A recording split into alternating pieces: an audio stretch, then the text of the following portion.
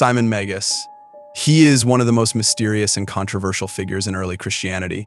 He appears in the book of Acts as a powerful sorcerer who amazed the people of Samaria with his miraculous abilities. Many even called him the great power of God because of the wonders he performed.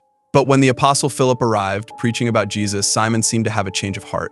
He was baptized and followed the apostles, appearing to accept the Christian faith. But things took a dark turn when Peter and John arrived.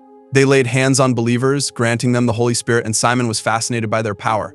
Instead of seeking spiritual enlightenment, he offered them money, hoping to buy the ability to give others the Holy Spirit. Peter rebuked him immediately, saying, "May your money perish with you because you thought you could buy the gift of God with money." Fearful of punishment, Simon begged them to pray for him. But this moment cemented his reputation as someone who sought divine power for selfish reasons, giving rise to the term simony, the sin of trying to buy or sell spiritual authority.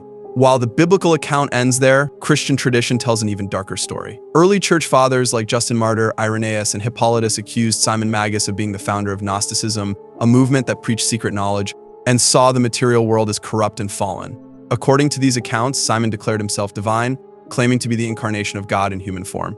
But perhaps the most dramatic tale about Simon Magus takes place in Rome, where he allegedly gained the favor of Emperor Nero. According to the apocryphal Acts of Peter, Simon challenged the apostle Peter to a battle of miracles, claiming he could prove his divine power. In a spectacular display, Simon levitated high into the air, astonishing the crowd. But Peter, through the power of prayer, caused Simon to fall from the sky, crashing to the ground and ultimately dying from his injuries. This legendary battle became a symbol of the struggle between Christianity and pagan magic in the ancient world.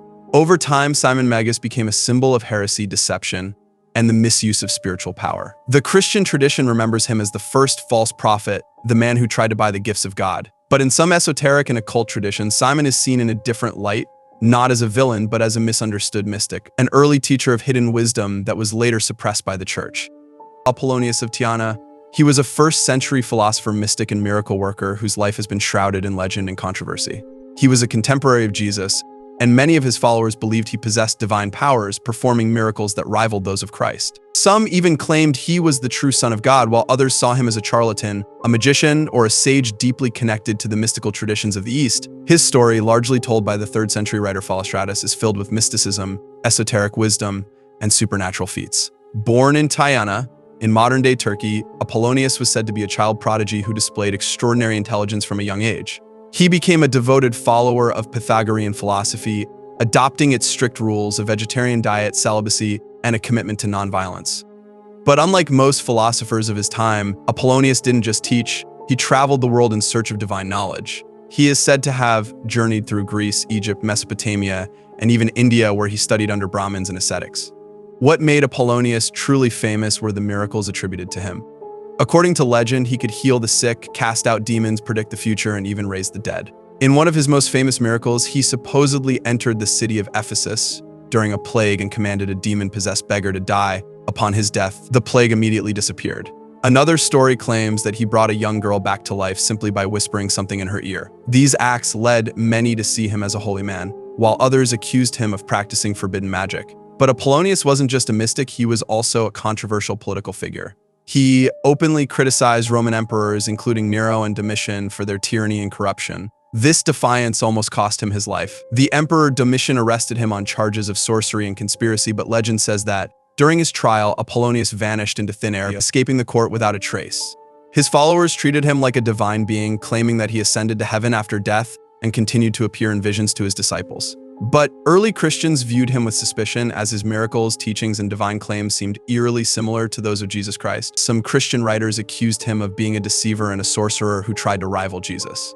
Zoroaster, also known as Zarathustra, was an ancient Persian prophet and religious reformer who founded Zoroastrianism, one of the world's oldest monotheistic religions. He is believed to have lived sometime between 1500 BC and 600 BCE, though scholars debate the exact date. His teachings shaped not only Persian spirituality but also influenced Judaism, Christianity, and Islam. The details of Zoroaster's life are shrouded in mystery, but according to tradition, he was born in eastern Persia, modern Iran, or Afghanistan, into a priestly family. At the age of 30, he experienced a divine vision in which the supreme god Ahura Mazda revealed the truth to him. This vision marked the beginning of his mission to reform the polytheistic Indo-Iranian religion and replace it with the worship of one supreme deity. However, his ideas faced strong resistance from the powerful religious elite. For many years, he struggled to gain followers until he found support from King Vishtaspa, who adopted his teachings and helped spread Zoroastrianism throughout Persia. Zoroaster introduced a dualist worldview centered around the cosmic struggle between Ahura Mazda, the god of light and truth, and Angra Mainyu, spirit of darkness and deception. He emphasized the free will of humans to choose between good and evil and established three core ethical principles: good thoughts, good words, and good deeds. Zoroastrianism also introduced the idea of a final judgment, where souls would be judged based on their actions and sent to heaven or hell. However, this struggle was seen as temporary. Zoroastrianism teaches that good will ultimately triumph. Zoroaster was not only a religious figure but also a philosophical and cultural icon. Greek philosophers like Plato and Aristotle admired his teachings, and in modern times, Friedrich Nietzsche's book, Thus Spoke Zarathustra, reimagined his name in a philosophical context. His legacy endures as one of the most influential religious figures in history, with his teachings still influencing the beliefs of millions around the world. Eliphas Levi. Born Alphonse Louis Constant in 1810 in France, he was one of the most influential figures in Western occultism. His writings and teachings laid the foundation for modern esoteric traditions, including Thelemic, Hermeticism, and ceremonial magic. Levi was not just a writer but also a magician, philosopher, and mystic, blending Christian mysticism with Kabbalah, alchemy, and ancient magical traditions. His most famous book, Dogma and Ritual of High Magic, introduced key esoteric ideas that would later inspire Aleister Crowley, the Hermetic Order of the Golden Dawn, and various occult movements. Levi was originally trained for the Catholic priesthood, studying theology and philosophy in his youth. However, he never took his final vows as he became increasingly drawn to mysticism, radical politics, and esoteric knowledge. In his early years, he was influenced by socialist and utopian ideas, even writing political and religious critiques. However, as he matured, he abandoned political activism and turned his focus entirely to spiritual and magical studies, seeking to uncover the hidden forces that govern the universe. Throughout his writings, Levi attempted to synthesize various mystical traditions, including Jewish Kabbalah, alchemy, ceremonial magic, and tarot symbolism. He saw magic as a spiritual science, rooted in divine principles rather than superstition or dark forces. One of his most famous concepts was the astral light, a universal energy field that connects all things and can be manipulated through the will and ritual magic. This idea later influenced esoteric theories about Akashic records, spiritual energy, and higher consciousness in Theosophy and other mystical schools of thought. Perhaps Levi's most controversial contribution was his drawing of Baphomet, a goat-headed figure with male and female characteristics, pointing both to the heavens and the earth. He described it as a symbol of balance, wisdom, and divine mysteries, embodying the duality of existence, light and dark, male and female, spirit and matter. However, later misinterpretations of this image associated it with satanic worship, even though Levi himself never intended it as an evil figure. His Baphomet would go on to influence modern occultism, Satanism, conspiracy theories, and pop culture depictions of the occult. John Dee. He was a mathematician, astronomer, astrologer, alchemist, and magician, seamlessly blending science and mysticism in ways that shaped both the Renaissance worldview and the development of Western occultism. Best known as an advisor to Queen Elizabeth I, Dee played a key role in early navigation, cryptography, and Hermetic philosophy. However, his deep involvement in angelic magic and communication with spirits made him a controversial figure, leaving behind a legacy of both brilliance and mystery. John Dee was born in London in 1527, showing exceptional intelligence from a young age. He studied at Cambridge University, where he excelled in mathematics, astronomy, and navigation. Seeking knowledge beyond England, he traveled across Europe, studying under some of the greatest minds of his time, including Gerardus Mercator, the famed cartographer. Dee's expertise in cartography and navigation played a crucial role in England's maritime expansion, and some historians believe he may have coined the term British Empire. Dee became a trusted advisor to Queen Elizabeth, serving as her astrologer, mathematician, and scientific consultant. In 1558, he selected the most auspicious date for her coronation using astrology, strengthening his position at court. His knowledge of optics, cryptography, and mathematics made him an invaluable resource for Elizabeth's government, particularly in matters of navigation, national security, and intelligence. Despite his scientific achievements, Dee became increasingly drawn to mysticism and the occult. He believed that mathematics was a divine language and that humans could use it to communicate with higher beings. Around 1581, Dee met Edward Kelly, a self-proclaimed medium who claimed to receive messages from angels through a crystal ball. Fascinated by this, Dee and Kelly began a series of intense spirit communication sessions during which they recorded messages from celestial beings. This work led to the creation of Enochian magic, a system of angelic communication said to be the language of the angels. Dee meticulously documented these visions, believing they contained divine knowledge that could reshape the world. His work on the Enochian alphabet and mystical symbols later became foundational texts for Western occult traditions, influencing groups like the Hermetic Order of the Golden Dawn, Theosophy, and Aleister Crowley's Thelemic. In the 1580s, Dee and Kelly embarked on an extraordinary journey across Europe, presenting themselves as messengers of divine knowledge. They visited the courts of nobles, emperors, and alchemists, hoping to gain support for their mystical discoveries. However, their credibility was questioned when Kelly claimed that the angels commanded them to share their wives, leading to tension and the eventual collapse of their partnership. After years of traveling, Dee returned to England in 1589, only to find that his influence at court had diminished. Queen Elizabeth no longer relied on him as she once had, and under King James, magic and the occult were increasingly seen as dangerous and heretical. Dee spent his final years in poverty and isolation, regarded by many as a failed magician rather than a brilliant scholar. He died in 1609, largely forgotten by the same world he once sought to enlighten. Meister Eckhart. He was a German Dominican theologian, philosopher, and mystic known for his deep exploration of the soul's relationship with God.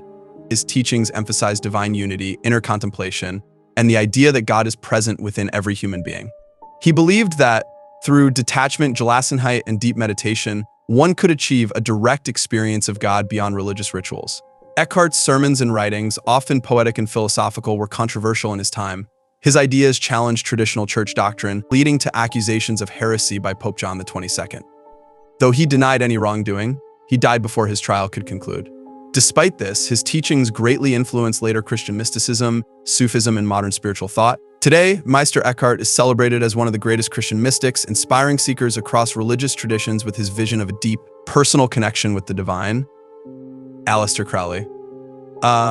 He was a British occultist, writer, and ceremonial magician, best known for founding Thelemic, a spiritual philosophy based on the phrase, "Do what thou wilt shall be the whole of the law." His work in esotericism, ritual magic, and mysticism made him one of the most controversial and influential occult figures of the 20th century. Born into a strict Christian fundamentalist family, Crowley rejected religion early in life and immersed himself in the study of Western esotericism, alchemy, and Kabbalah. He became a member of the Hermetic Order of the Golden Dawn, where he trained in ceremonial magic but soon clashed with its leadership. In 1904, he claimed to have received the Book of the Law, a channeled text from a supernatural entity named Esoteric, which laid the foundation for Thelemic. Crowley's life was filled with occult experiments, drug use, and sexual rituals, earning him the title of the wickedest man in the world by the British press. He traveled widely, experimenting with Eastern mysticism, yoga, and astral projection, and established the Abbey of Thelema in Sicily, which became infamous for its unorthodox practices. Despite his notoriety, Crowley's influence on modern occultism, Wicca, Satanism, and pop culture is undeniable. Whether viewed as a prophet, madman, or charlatan, Crowley's impact on the world of ritual magic and spiritual rebellion continues to endure. Madame Helena Blavatsky, she was a Russian occultist, mystic, and writer, best known as the founder of the Theosophical Society. She was one of the most influential figures in modern esotericism, blending Eastern and Western mystical traditions into a new spiritual philosophy. Her teachings laid the foundation for Theosophy, a movement that profoundly influenced Western occultism, New Age spirituality, and the popularization of Eastern mysticism in the West. Born into a noble Russian family, Blavatsky showed an early fascination with the mystical and supernatural. According to her accounts, she traveled extensively across Europe, the Middle East, and Asia, where she claimed to have studied with secret spiritual masters, whom she referred to as the Mahatmas, or hidden masters. These teachers, she said, were the custodians of ancient wisdom and guided her in understanding higher spiritual truths, karma, and the evolution of the soul. Her most famous travels allegedly led her to India and Tibet, where she immersed herself in Hindu and Buddhist teachings. In 1875, Blavatsky co-founded the Theosophical Society in New York alongside Henry Steele Olcott and William Quan Judge. The organization aimed to bridge Eastern and Western philosophies and had three main objectives: to promote universal brotherhood, to study comparative religion, science, philosophy, and to investigate hidden spiritual forces within nature and humanity. She believed that all religions shared a common source, a primordial, ancient wisdom that had been lost over time. Her movement sought to revive this knowledge and awaken spiritual consciousness. Blavatsky's literary works became the foundation of Theosophy. Her first major book, Isis Unveiled, criticized organized religion and materialist science, arguing that both had deviated from ancient superior wisdom. Later, the Secret Doctrine introduced the controversial idea of root races, proposing that human civilization evolved through spiritual cycles. Though influential, these ideas also drew criticism for their mystical complexity and racial undertones. Throughout her life, Blavatsky remained a polarizing figure. Supporters saw her as a genuine mystic and visionary, while critics accused her of fraud, plagiarism, and fabricating her spiritual experiences. Investigations, including one by the Society for Psychical Research in 1885, claimed to have exposed her as a hoaxer. Despite this, her charisma and compelling teachings ensured that Theosophy continued to grow, gaining followers in India, Europe, and the United States. Blavatsky's influence on modern spirituality, occultism, and esoteric thought is undeniable. Her teachings also left a lasting impact on esoteric Freemasonry, Western magic, and modern paganism. Despite the controversies surrounding her life, Madame Blavatsky remains one of the most fascinating and debated figures in esoteric history. Her work laid the groundwork for spiritual seekers to explore beyond dogmatic religion, merging science, philosophy, and mysticism in a way that continues to inspire generations.